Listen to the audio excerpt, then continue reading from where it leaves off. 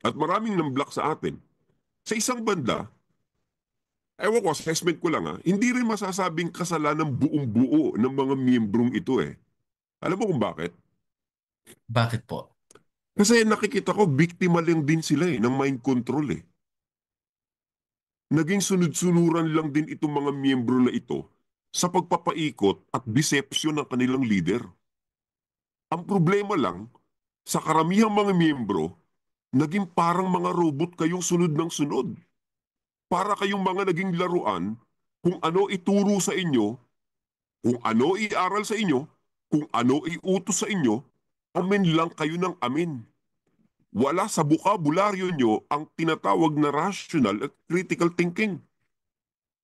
Mga nagpapakapanatiko kayong nagsara na ng inyong isip na hindi na kayo nag-iisip kung tama pa ba yung mga pinaggagawa nyo. Kaya nga natuwa ako dun sa pinadala ni Ansat eh. Ansat, meron kang post nun eh. Eto. Abay, nung makita ko tong post ni Ansat na to, may tama ito eh.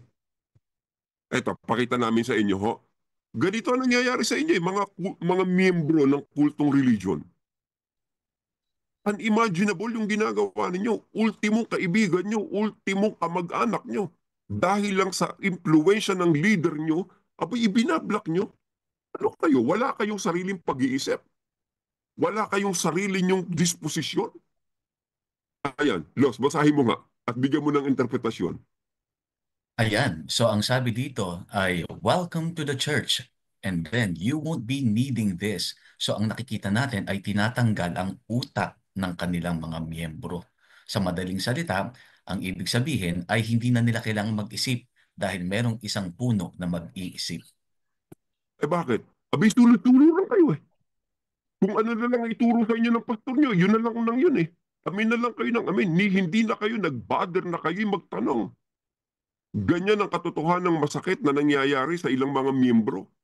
Hindi na kayo natututong mag-analisa, hindi na kayo natututong magtanong, tanggap na lang kayo ng tanggap, lahat na lang ng itinuturo sa inyo, kahit pa gaano ka-absurd kahit wala na sa konteksto ng Biblia nyo. Basta ang sabi ng pastor, bow down kayo ng bow down. Eh tingnan mo, ano nangyari dun sa pagboboykot nila sa GMA? Ikaw, Los, nakiboykot ka rin ba sa GMA? Actually, di pa po ako kapatid noon, DK. Pero sa nakita ko nga po ay hindi po naging magandang epekto po noon. Abay, anong kasalanan ng GMA 7 sa buhay nyo? Mantakin nyo nga. Mag-isip nga kayo. Yung mga listeners, mag-isip nga kayo.